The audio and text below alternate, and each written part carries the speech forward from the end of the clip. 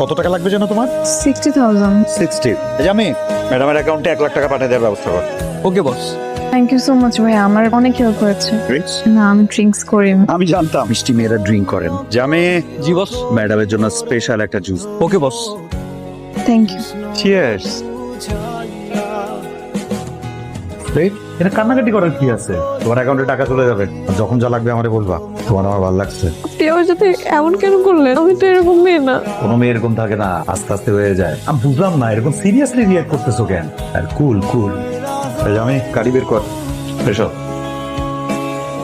Hello hello, কথা কই তুমি? আমি তো হোস্টেলে। ঢাকায় চলে আসছি তোমার সাথে দেখা করার জন্য। সারপ্রাইজ। তুমি ঢাকা আসছো কেন? এইটা কেমন কথা বললো তুমি?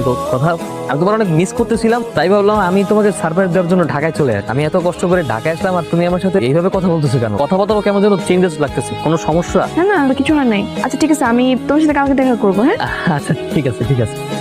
দাঁড়াও, কোথায় যাচ্ছ? চলো গাড়িতে ওঠো। কোথায় যাব? তোমাকে আমার ভালো লাগছে। না, আমি কোথাও যাবো না, আমি এখন থানায় যাবো। থানায় যাবা না? এটা দেখো তো, ইয়াস চৌধুরী এত কাঁচা কাজ করে। তুমি একটা গ্রামের মেয়ে, তারপরে এত ঝা। এবার লক্ষ্মী মেয়ের মতো গাড়িতে ওঠো, আসো।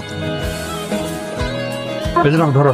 আর ধরো না, এটা আমার গুলশানের ফ্ল্যাটের চাবি। এরপর তোমার যদি আমি ম্যাচে থাকতে দেখছি তাহলে কিন্তু ঠ্যাং ভেঙে দিব। এখন থেকে আমার ফ্ল্যাটে থাকবা, আর কিছু লাগলে আমরা জানাবা।